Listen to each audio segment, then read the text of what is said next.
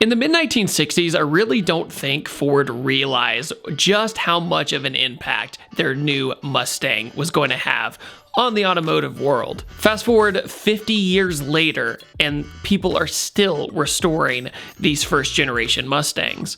But the younger generation, I've noticed, doesn't have as much passion for the older Mustangs and older muscle and pony cars of this generation. Millennials, typically in the car scene, tend to lean towards the 90s JDM cars or domestic cars of the modern era. I'd only driven a classic Mustang one other time, and this time around at Detroit Speed, I'm driving one that's completely buttoned up and ready to drive every single day.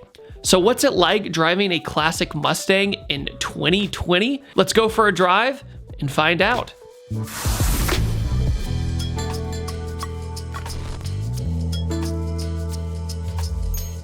Kyle, I don't feel very safe. This is all we got. Yeah, don't be scared yet. You haven't started it yet. Oh man, I'm scared. Yeah, just wait.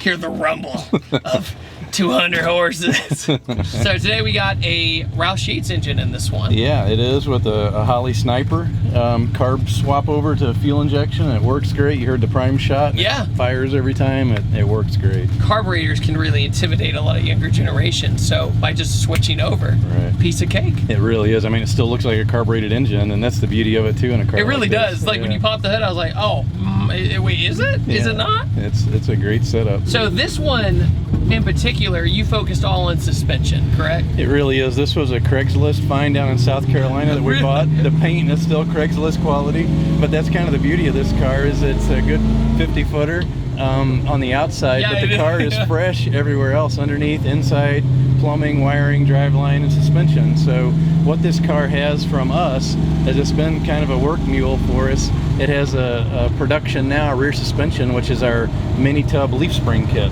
Okay. So it has our mini tubs in it with a 315 tire in the back, nice tire wheel combination, nice ride height stance. Sure. This kit has actually our bolt-on prototype front suspension under it right now, but coilovers. Sweet. Yeah, so this is coming out soon.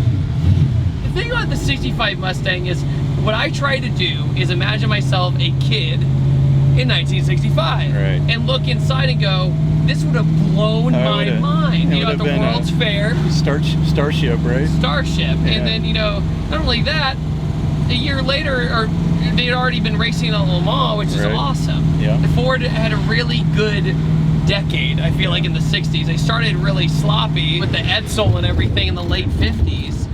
And then when they brought this along, you know, that just changed everything for them. Good old Lee Iacocca, right? They fought for this and got it, and what Shelby and what they did with it was amazing. And the Secretary's car. Exactly, they made it go fast. And everybody knows that's the 60s Mustang. You see it, you go, wow, that's cool. It's always been a cool car. Right. You know, and sure, the Camaro came along and was like, we eat Mustangs. And that was their entire philosophy, but there is something special about seeing a classic Mustang that's on the road driving. It still is. I mean, it's so different. It's unique, right? I mean, it's still a part of American car culture for sure. It always will be, especially 64 and a half, 65. I mean, this is the beginning years of a muscle car. Even cruising around like what we're doing now, you know, this is not an intense video today. There's no reason for it to be. We're not going to be spinning 700 horsepower, but it gives you joy in a different way. Right. Like, as I'm driving this, you know you're making people's day. You know that it's driving very smooth with all the suspension. You're safe, right? You're not driving an old rust bucket. Because I know a lot of these have floor panel problems. They do. All that kind of stuff. When you found it, was it all rusted out? Did you have to change the floorboard or anything? It was. In fact, we put a new floor pan in the car, complete floor pan. We put our subframe connectors in it, so it's stiffer, safer, like you said, and it still gets the fist pumps at the stoplight, right? Yo, what's up? I love the fact that you could have made this thing like mint condition, right? You could have, but you didn't. Right. No, I love how it's all original. This car, you can look at the Odo. I drive this car a lot, and you know, a lot of day-to-day commutes and around town, and I everywhere but the airport I leave it. So it's just nice enough, right? And this one has vintage air, and it blows cold, so it's just a good year-round car to drive.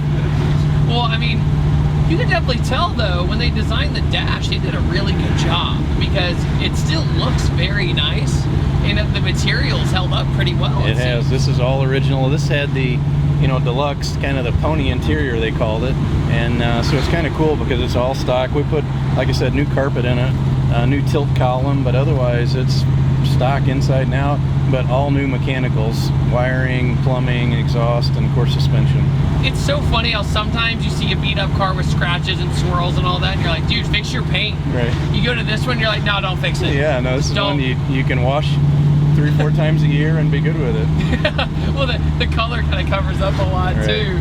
Okay, to be fair, I can see how in modern cars it'd be a little tacky, but I miss color matched interiors. Yeah, I do too. There's something about them. It's something refreshing about a white headliner, white seats and door panels, and it's just fun. I know the modern VW Bugs attempted to do that. You know, the dash was the same color as the outside, but it's just not the same. Blue cars with blue interiors, you know. Make a statement if you're going to make a statement, right? Yikes. And then you have white cars with white Lamborghini Countach interior. You're like, do you live in Miami and are you suspicious? It's kind of sad that I don't think enough people have experienced stuff like this. Right. Because they're so hard to find in such great condition anymore.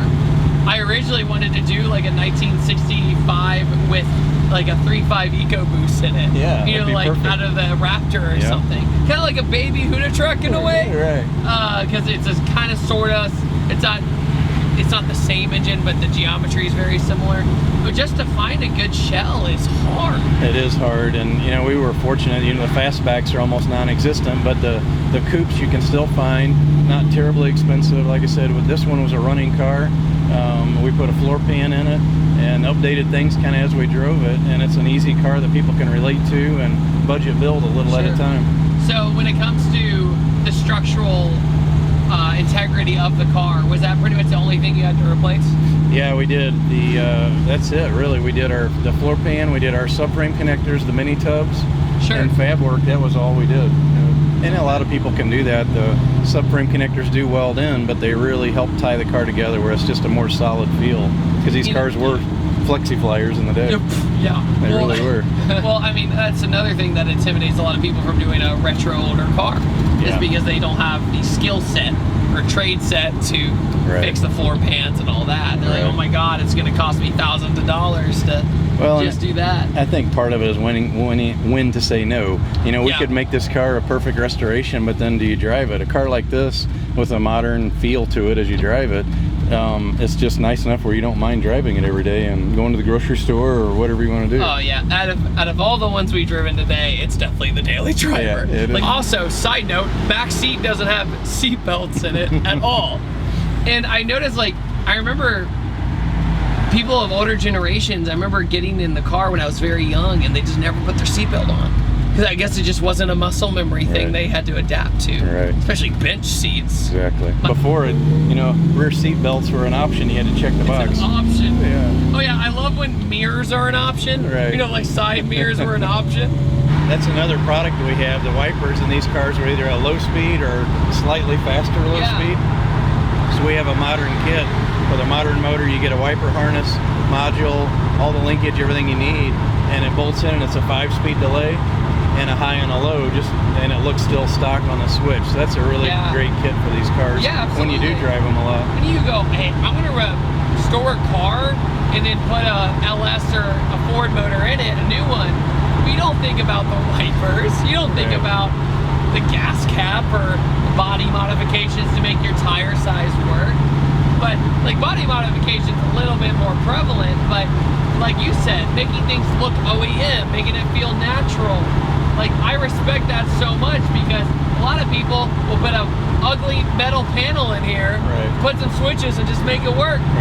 Every single time I meet car guys, and I've done it too, you try to do it the hard way to save money. And at the end of the day, you end up spending more because you're going to Lowe's and Home Depot 5 times a day. Trying to figure it out. It's been a fantastic cruising experience of this thing. Like, look at you, you're just doing a video like this. It's easy. Hanging out. Oh, that's it. Come visit us at DetroitSpeed.com and check us out on the social channels, and we'd love to help you with your project and see what we have to offer. This was such a great experience, honestly, driving all these different cars, and honestly, driving this car is great because I'm enjoying myself. I'm not gonna get in trouble. Having a good time. It looks good. It sounds good. Has a good transmission. Has brakes. On that note, I upload every Tuesday, Thursday, and Saturday. And I'll see you guys next time. Hope you enjoyed the video and have a wonderful day. See you guys later. Bye.